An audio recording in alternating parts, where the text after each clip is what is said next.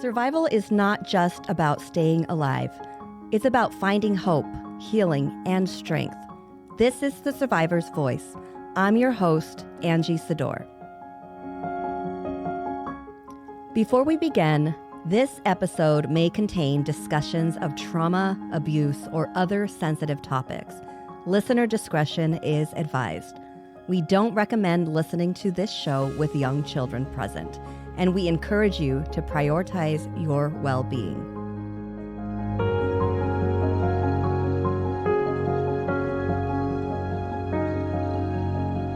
Today on The Survivor's Voice, having my previous, suicide attempts, the family drama, I wanted to get out. I knew what I had to do. I immediately went downstairs, got on a sat phone to call his dad. That right there was the hardest thing I've ever had to do. They've given all of theirs and nothing's given back. We're here with Derek today. He is a veteran with the Army, and I'm so grateful that he's here with us today, willing to share his story. First of all, I just want to say thank you for your service. Appreciate it. Yes, Thank you. Freedom isn't free. Yep. And it's because of men and women like you that are willing to risk it all to give us the freedoms that we have today. So I just want to say thank you for that. Well, I appreciate the appreciation. First of all, I just kind of want to get a feel of who you are today. What do you do? Where are you at in your life right now? Where I am at today is just very unique, my situation. I retired at 34. I'm 37 now. I was still working, and then just at some point really went through all the bureaucracy, the red tape, and I've tried to help other veterans get where I'm at. And so are you working currently? No, I'm a full-time stay-at-home dad. I help my significant other, do her thing, and I dropped her off at work today, and I just, I'm a girl dad. Yeah. I got 2 girls, so awesome. Yeah. Tell me what led you to get into the military and all of the things. Okay, I grew up just north of Toledo, Ohio, and I didn't grow up in the best of homes. My mom was an abusive alcoholic. My dad was a working class dad, gone at 4 a.m, not home till 5, 6 at night, and then he goes right to bed to do it again, Monday through Friday type thing. So My dad wasn't quite there. My dad was just, what he saw was very small window. Me being the oldest of 3 brothers, I caught the brunt of a lot of the alcoholism, abuse, the bad parenting thing. I wanted to end my life before I was a teenager because of the abuse. I think I was somewhere between 8 and 12. I don't remember because trauma, you bury it and you forget a lot. But I was a preteen and I drank an entire bottle of Pepto-Bismol in my parents' bathroom. And I didn't know what it would do. I just knew it wouldn't be good, and I would just go to sleep and maybe I wouldn't feel anything. My dad walked in on me and caught me. He thought I was just, upset stomach and I was dosing myself. He was upset because I was a child dosing myself with Pepto-Bismol. There was a few various attempts in there, as time went on, my mom going in my room, taking all of my toys and everything, throwing everything in the garbage. And then I hung myself in the closet with a belt. The closet rod fell and collapsed. Realized that wasn't really working, so I started stealing jewelry from my mom. What was the purpose of stealing it? Were you going to sell it? Sell it and then use the money to run away. I had a plan. There's railroad tracks that run straight from Toledo to Chicago, so you could take the railroad tracks. And after running away didn't seem like a good idea, I just started at that age just seeking anything. So I started hoping and praying at such a young age that my parents would get divorced so I could go live with my dad. Okay, so let me back up a minute. Was your dad aware that was happening? No.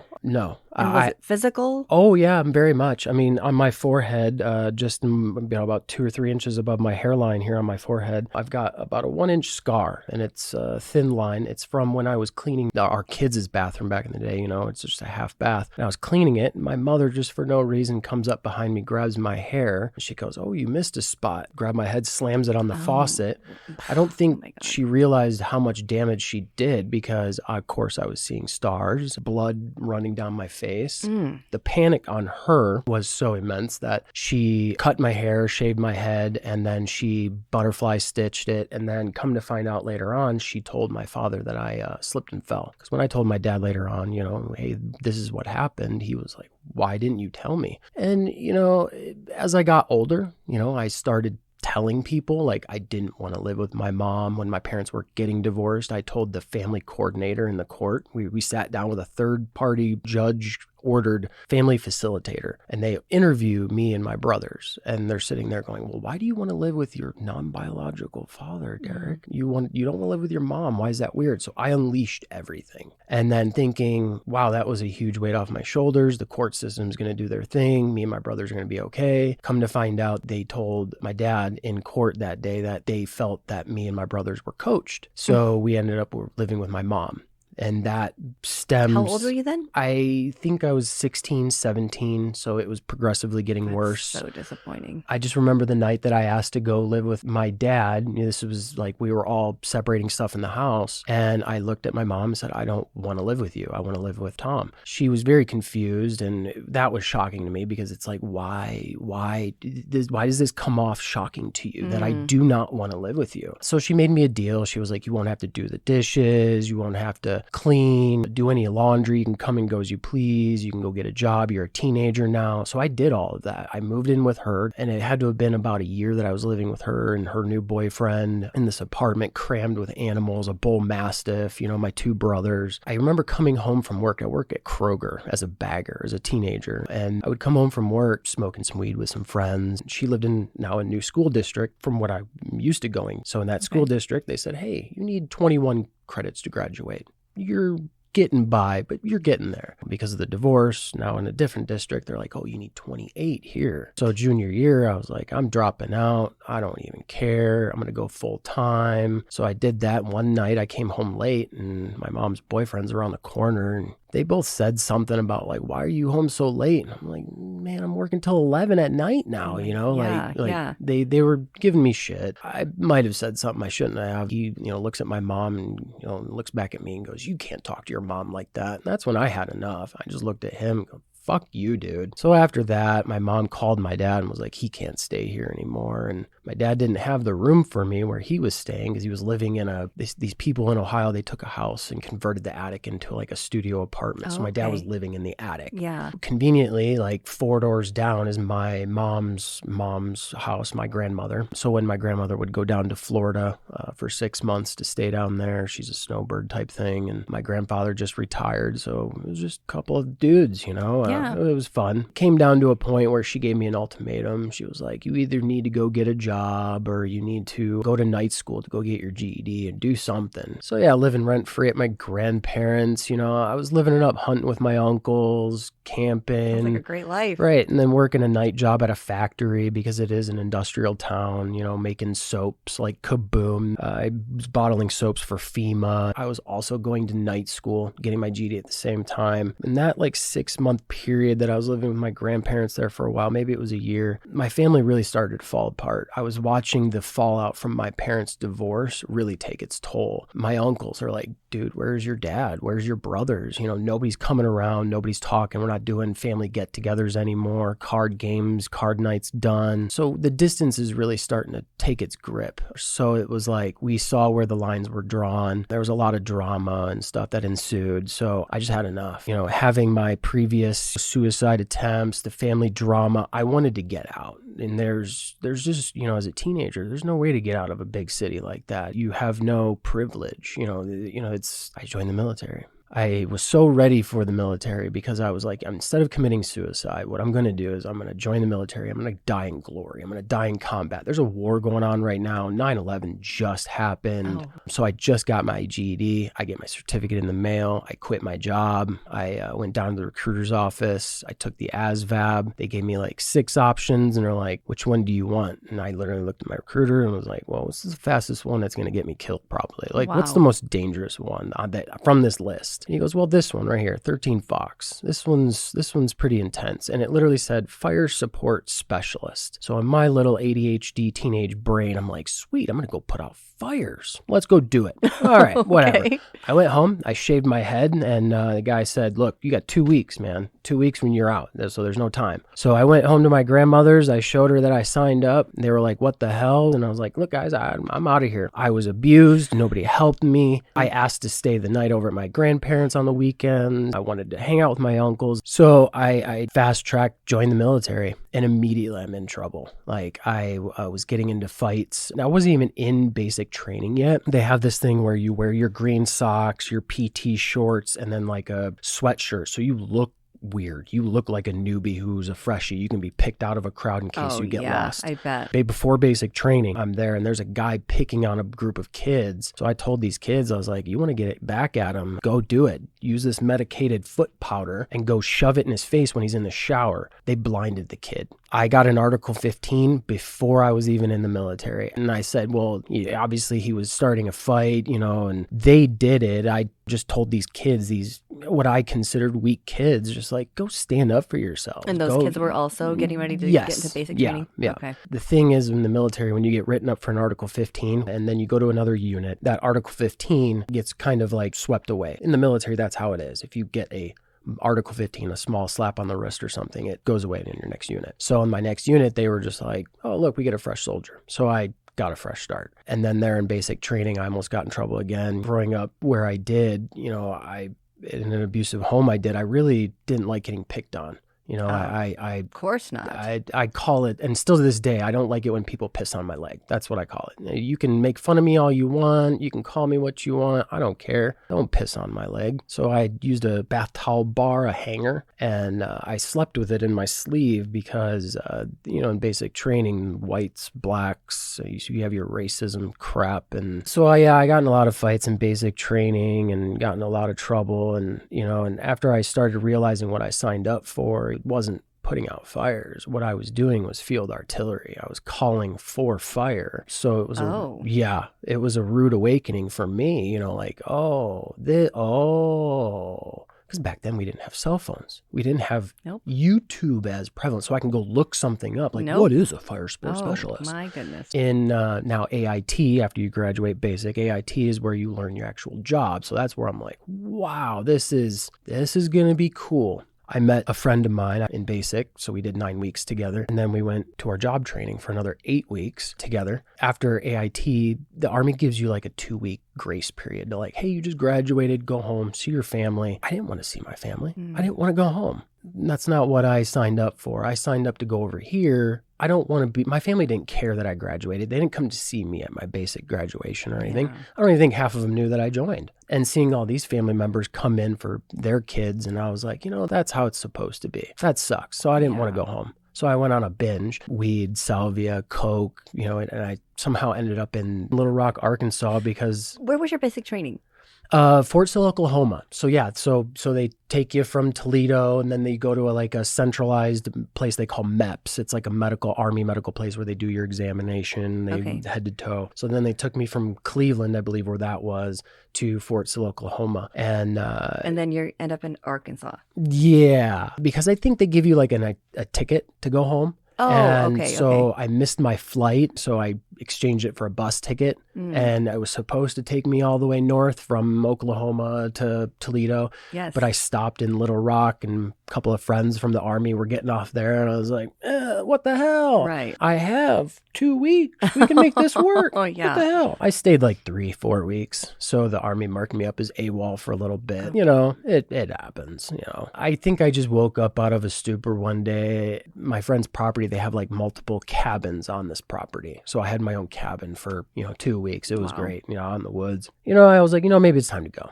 Somebody's looking for me somewhere. I'm going to get in trouble. I don't know. Let's go. Yeah. So I hopped back on a bus, went back the opposite way, reported at Fort Hood, Texas. And magically, the same time that I show up, the dude that I went through basic training with and AIT, he ends up showing up late too. And he was like, dude, you're late? I'm like, yeah, I'm late too. You're late? What are the odds we showed up this day, this hour? And of course, the Army shows up, to pick us up, and we report, and they're like, where were you two? And I was in home with my family in Mobile, Alabama, and we were where? And I was like, I don't know where I was.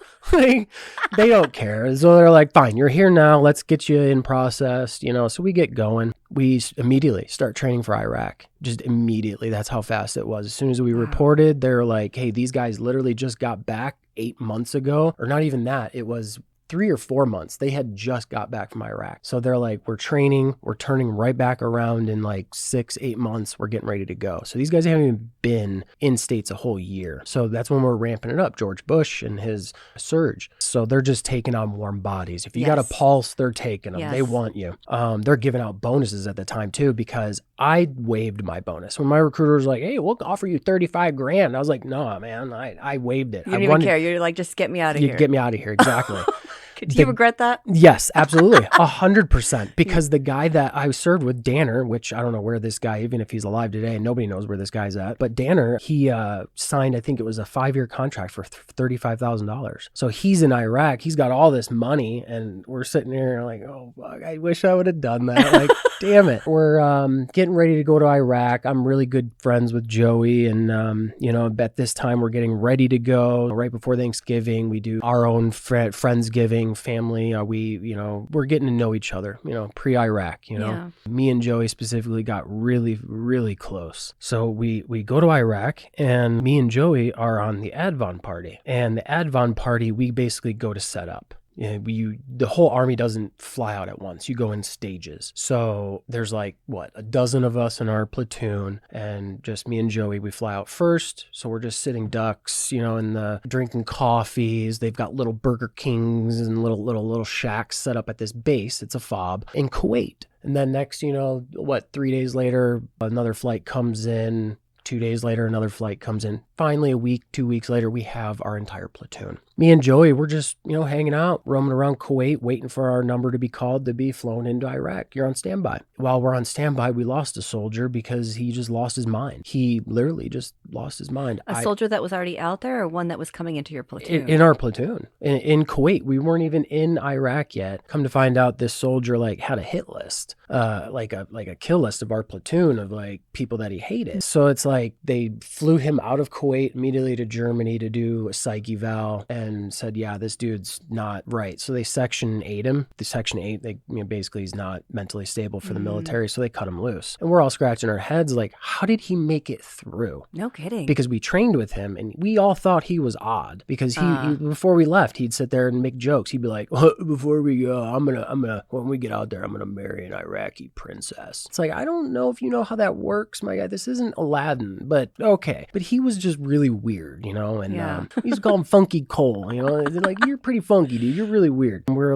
that's really weird that he's got a hit list of people in our platoon that he didn't like. But it didn't surprise me because, we've got a few quarterbacks in our team, and they're all, for lack of better terms, big dicks in the locker room. Oh, okay. They're just competitive in the military. I'm better than you. My squad's going to get more promotion points than you. I'm going to get promoted before you. So there's a big ego thing amongst E5 and NCOs and higher. Did you guys ever see the list? Some soldiers in our platoon did. I don't think I ever did. I don't know if I was ever on it. I doubted I was, because I was always that guy that was, pretty Switzerland to all the guys. So yeah, we're in Kuwait, and now we're on an Advan party again. They go, you and Joey, get over into Iraq. You get there, you're going to meet your relief party, introduce yourselves, and then just wait for us. So we get in. Same process again. Yep. So we get into Iraq, and we get assigned our room, our chew, if you will, because it's a container that's divided up into 3 parts. You can fit 6 soldiers in each container, each 20-foot connex. So we get assigned our room, and we're in Iraq, and I immediately am like, dude, chill here. I know some boys that we went to basic with in 1st Cav that are just across the base, and I'm going to go link up with them. Now, at this time, Joey, he's kind of a nerd, and he's like I don't want to get in trouble, so I'm I'm going to follow the rules. Right. Yeah. He's very much to the T. He's not West Point, but he deserved West Point. That dude was very very smart, very to the T. And so that's when I was like, you chill here. I'm going to go link up with the boys that have already been here for 12 months, maybe longer, 15 months. Yeah. The guys that we went to basic training with, they immediately went out of basic training right into Iraq. We had time to train. So one of the guys, Pickle, I went over to Pickle's room because on MySpace, we had a little bit of internet over there. So I'm like, Pickle, where are you? I'm on the same base as you. And he's like, I'm over here, make a left and then a right. So I ended up finding him, and I'm like, Pickle, we haven't seen each other in months. And he's like, what up, man? He's like, oh yeah, bullet hole in the door, don't mind that. And we got automatic machine guns and stuff. So he was messing around one night and shot a hole in his door. And instantly I was like, go figure. freaking Pickle, man. And then he was like, hey, you want to go get pizza? And I was like, you guys got pizza out here? No way. And he goes, yeah, but we got to drive. I'm like, drive what? He's like, well, one of these Humvees right here online. We just got to go take it. Now, hang on a second. We're gonna take a Humvee and we're going to go drive across the base and go get pizza. Yeah, something like that. I'm like, okay, Pickle, I'm going to follow you. You've been here for 12 months. You know what's up. So we get in the Humvee and not in just any Humvee. He's going down the line, checking combat locks to see what Humvee is unlocked. The only Humvee that was unlocked, not combat locked, because you can't unlock the Humvees from the outside. And the only not combat locked Humvee was his commander's vehicle. I asked him, I was like, are you okay to take this vehicle? Oh, yeah, no problem. Says it right in black, stenciled on the windshield, all the soldiers' names, the commander, his driver, and Pickle's name's not on this vehicle. I'm just sitting here, I'm like, okay, man, like, I'm going to follow you, dude. Like, you've been here, you're alive. Come to find out, we had to drive off base. So we drove off base, drove onto a smaller fob and got pizza. And then we get back. I was like, that was wild. I couldn't wait to tell Joey. So I get back to the room and I told Joey, like, dude, we stole a Humvee, his commander's Humvee. This place is wild. We're unsupervised out here. Our NCOs aren't here. So you get a bunch of 18, 19, 20-year-olds with fully automatic weapons just doing whatever we want. So we had a few days of that, just having fun, Then our NCOs show up and the quarterbacks, as I speak of, they start showing up. They're like, okay, well, white glove inspection, the walls need to be, clean, everything. We're in a freaking desert. Right. So it is hard to keep stuff from collecting dust. Yeah. The military makes you do weird things. You're sweeping the outside. You're sweeping the driveway every day, and it's pointless. They make you do senseless stuff. Being in a combat zone, making sure that your uniform is stainless, your hair's in regulation, creases are just right, stuff like that. The bureaucracy is wild overseas. So I knew that we had to a T, to a certain point, had to keep our room clean, inspectable. We're probably like not even 30 days in country, right before Christmas. I had a feeling a room inspection was coming up. It's been a while, so I know it's coming. So my buddy, Joey, he's on shift. We're doing 12 on, 12 off, and that's the plan for the next 6 months or so until we figure something else out. So he's on shift. I'm to relieve him. So I'm now waking up in the middle of the night, getting ready to go on shift. I'm like, I better make my bed. I better clean my room up a little bit. And I just happen to look over at Joey's side, and I'm like, oh shit, comic books and, just like teenagers' room, 19, 20-year-old dudes are just unsupervised. Yep. Our rooms are trashed. I just happen to look and I'm like, oh my gosh, there's ammo on the floor. Now in the military, that's a big no-no. Unaccounted for ammo that's just unsupervised laying out. In my head, I'm going to secure it. I'm going to save his ass. Sure. So it's a belt of ammo, probably 3 feet long of 5.56. So, it's probably 50 rounds, 75 rounds. And I was like, I need to hide this. So I'm looking around the room of where can I hide this to where I can tell him like, oh, hey, your rounds, I secured them for you in, wherever. So I forget where I might have hit him a few times, but the last place that I hit him, I was like, this is a good place. We had tall foot locker things. So I opened up the locker. He's got like clothes piled up in there. So I lift up everything that he had in the foot locker, threw the rounds underneath there, piled it, closed it, locked it. Now they're secured. I'm like, all right, well, that's good. I do a few other things. Now I just forget shit. I forget shit out of my head. Ammo's taken care of out of my head. I get up to the podium, talk to my buddy, and I was like, hey, we're getting a debriefing of what happened on his shift. Oh, we got shot at X amount of times. We blew off this many illumination rounds, so on and so forth. I get the briefing, and I kind of been listening to him for 10, 15 minutes, kind of unload, and I'm just like, you all right, man? You don't seem like your chipper self, And he's like, yeah, I'm fine. I'm thinking, okay, well, it's 12 on, 12 off. We're embracing the suck. We've only been over here 20, 25 days. It's about to be Christmas. This sucks. Yeah. It snowed for the first time in 100 years over there. So we're just, it sucks. So the last thing I said to him was just like, yeah, you're all right? And he's like, yeah, I'm all right. I'm like, all right, man, well, I'll see you back at the room. I'm on shift, just doing my thing, watching fire go by, watching UAV feeds and camera feeds, watching just Iraq being Iraq. Next thing you know, his quarterback, his NCO, was like a 7-foot something freaking big dude, and he's an African-American, so he's dark. When he came walking up the stairs, I seen him. That's the whitest I ever seen him. He looked like he had just got done running, throwing up, and I knew something something was wrong because of his pace. 7-foot guy, they got a pretty big pace already. He's skipping over 6 steps to go above me to talk to our platoon sergeant. And I'm like, something's up. This dude should be in bed right now. You know, I'm not a dumb person by any means. I do a lot of deduction by reason. So me playing detective in just 30 seconds, I knew something was wrong with Joey. He left kind of weird. He's coming up here weird. I instantly turned around and was like, what's wrong with Joey? And they were like, grab Carr, grab him and take him back there. And I knew something was up. They attached a chaplain to my side to make sure I wasn't going to do anything stupid. I wouldn't shut up. I was yelling. And there was hundreds of soldiers around. So they're just like, dude, Joey, he killed himself.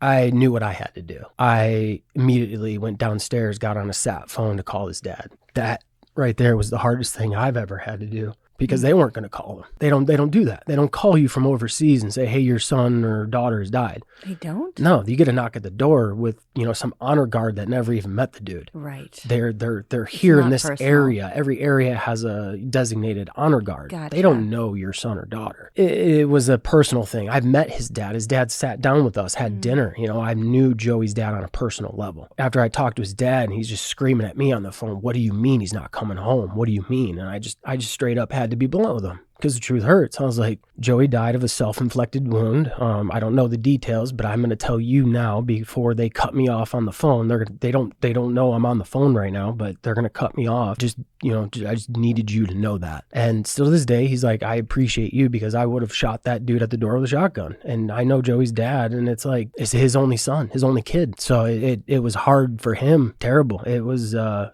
terrible loss with no reason, just nothing, gone. So I instantly went nuts that day. I'm sitting there thinking it didn't happen. He got, inducted into some special forces spec ops thing or something. I don't know. He's so out of nowhere.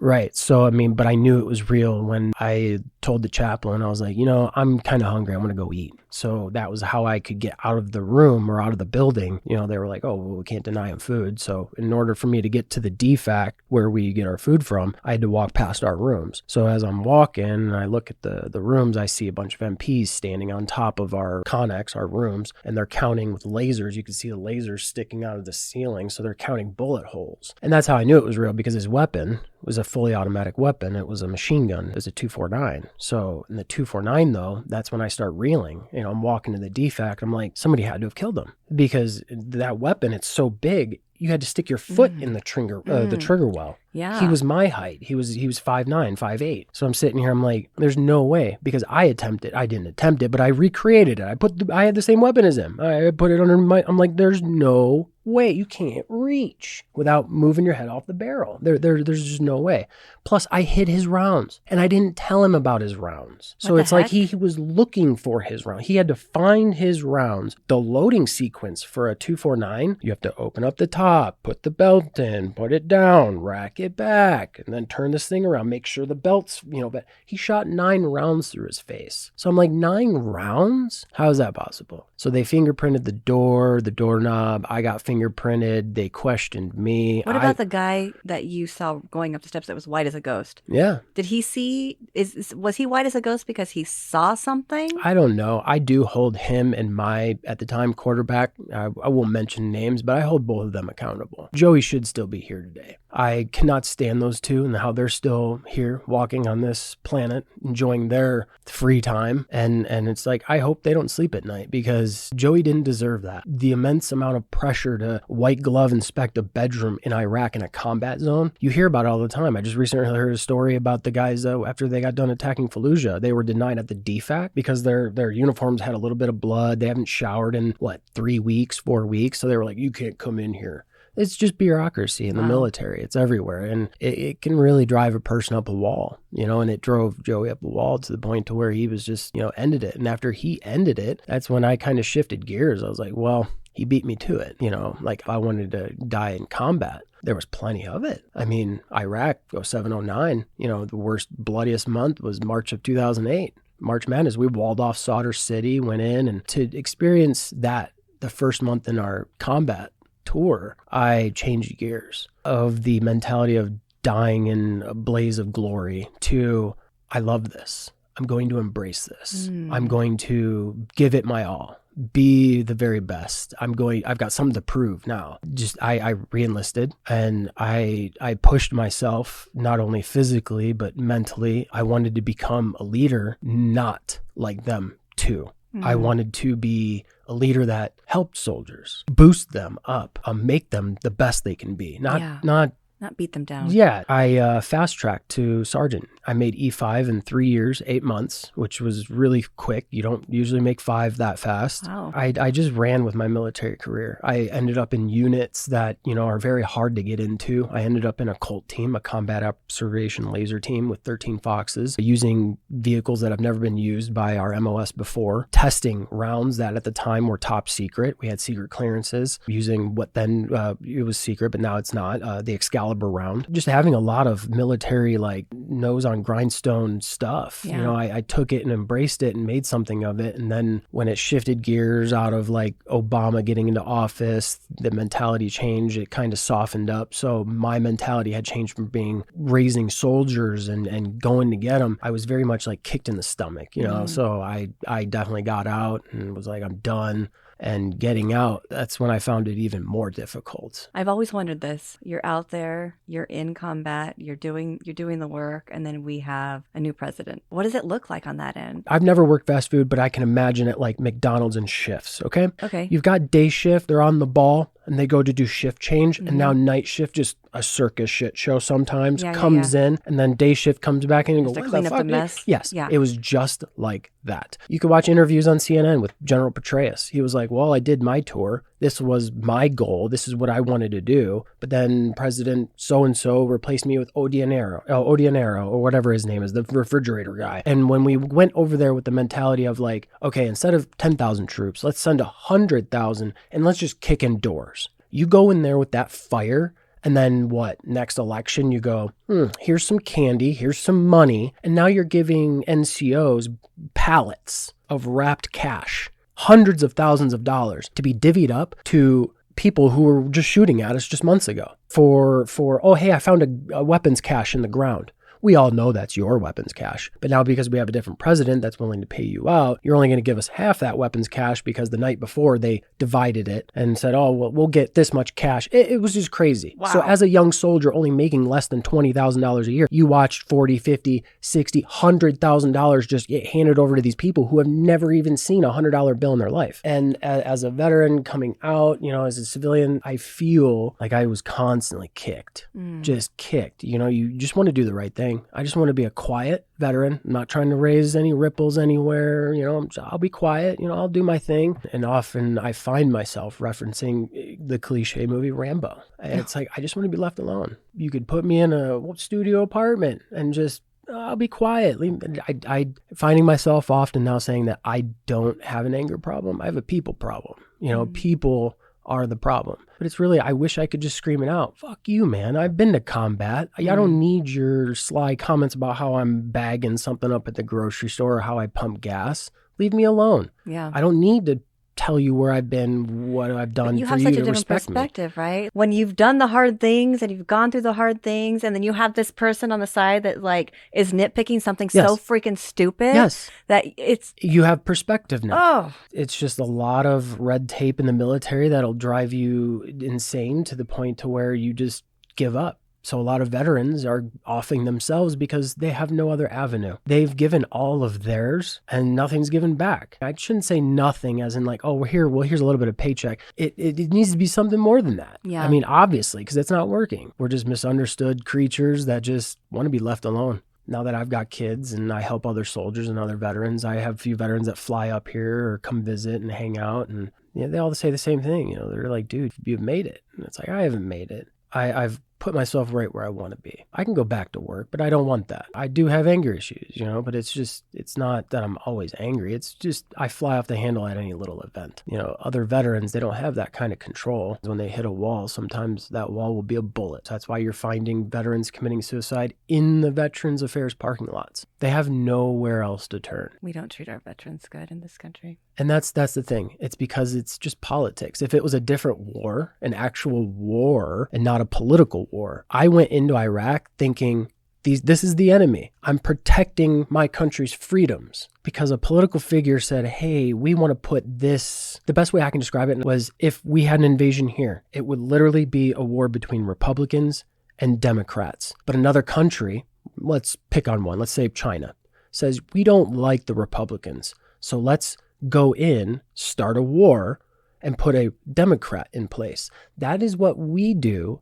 to other countries. That's what we did to Iraq. Personally, I'm not going to speak about any other country. I know that's what we did to Iraq. We put a political leader that we had interest in power. And then we say, hey, this is what we want you to do. And they do it. And then when our political leaders change, when Bush was out, Obama wasn't talking to that leader of Iraq. So then it changed. It changes. It changes the environment. It's all political. If you take the politics out of it, the military wouldn't need half of the numbers they do. You take politics out of anything. That's why there's a lot of politics involved with the VA. It's all politics. Do you or have you received any help for any of your anger issues? Do they have anything that's available to you? Yeah, they do. But the thing is veterans have to reach out and take it. What I mean by that is there's a lot of veterans out there that don't know what they don't know. So when they hit that dead end, that wall, they go to turn to the VA and the VA is like, hey, look, here's some red tape. That veteran who's already distressed is going to not going across that red tape. Sure, and jump through all of these hoops. Right. I literally had to take everything that supposedly, when people say, oh, you deserve that, you have to go out and get it. It's not going to be given to you. The VA is not going to give you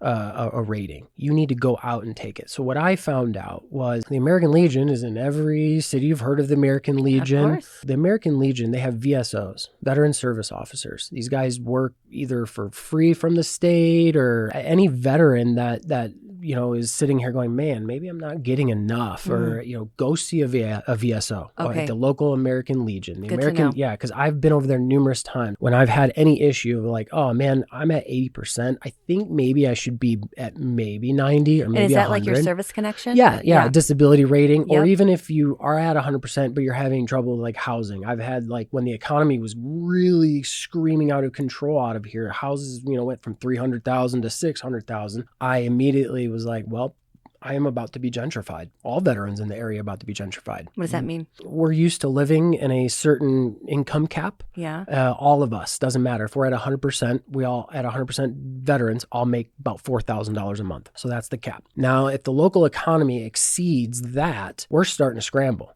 We can't go work overtime. We can't exchange our holiday pay. We have to go out and start cutting corners. And cutting corners, what does that look like? That looks like, hey, we're turning off all the lights. We're trying to cut our electric bill to save some money. We're shutting off cell phones. We're looking for cheaper avenues. I'm shopping at, like the grocery food store instead of my Costco runs. Right. With 2 kids, you really got to cut corners. Yeah. So that's when I was like, I'm about to be homeless because I'm renting. I didn't buy. I'm renting here in this economy in this area. So any veteran that is renting, I'm telling them, I feel it. I was panicking. I'm like, at any moment, my landlord could want to sell and it would be bought up like that. And that happened all the time. Yes. So I was living in fear. I wasn't able to sleep at night. And I, again, went to the dark side. I was like, I'm just going to end it here because nobody's going to help me. This is BS. I was literally told to go over and shoot people for a political view. And I'm sitting over here with a non-political bias. I'm just asking for a living stability. So if you're not going to give that to me, I might as well just kill myself. You don't give a shit about me. So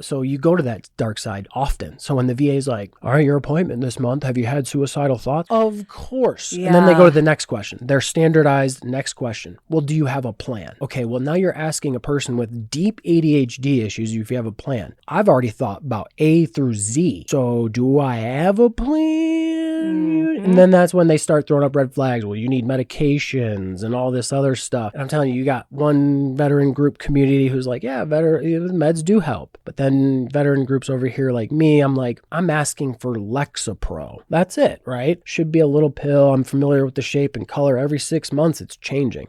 Different colors, different shapes. I don't know what that is. You're calling it Lexapro, but it's not Lexapro. So right now I'm raw dogging life. Last 6 months, I haven't been on any meds from the VA. VA doesn't punish you, but they do send you little nasty notes saying that if you don't go to your next physical in 12 months, we're going to take away your benefits. Like, no, that shouldn't be a thing. So yeah, I should be able to, as a veteran, you should be able to pick up and move to any state you want. I've done my time. Yeah. Whether it was 3 years, 5 years, 7, you offered that to me to sign for 3 years. I offered my life yet again. I signed again. again for another 5 years. Yeah. So you're asking me to do this thing. You told me that you were going to help me. But now that I'm out here, I'm free falling.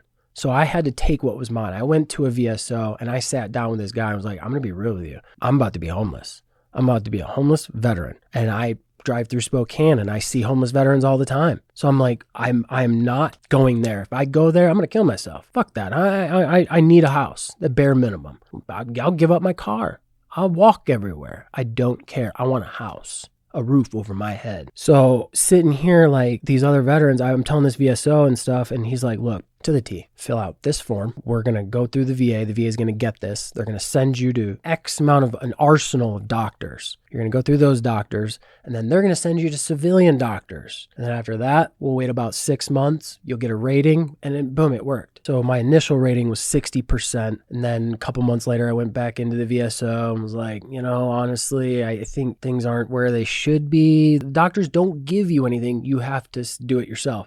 Okay. So the VSO goes, okay, we can try, fills out the paperwork, goes off to the VA, comes back. VA says, hey, you've been approved. Well, then, like I said, the economy boomed up. Now I need something above the VA. VA is capped out. I've got nowhere else to turn. I called our governors, and then I literally, or our congressman, I literally had to call our congressman and say, I am a veteran. I am about to be gentrified. I've got Californians moving in here, buying up everything, and I can't even afford to buy. So I'm about to be your homeless veteran in your state. What are you going to do for me? I'm not asking for much. So they brought up Social Security. And I says, I am at 100%. I do believe I qualify. Let's try that out. They ran through the paperwork, put their Congress stamp on it and said, fast track this, get it through. What would take 6 months for a civilian to get Social Security took me 3 weeks. And I'm not saying like pat on my back, I deserve that. I did that. Yeah. Like I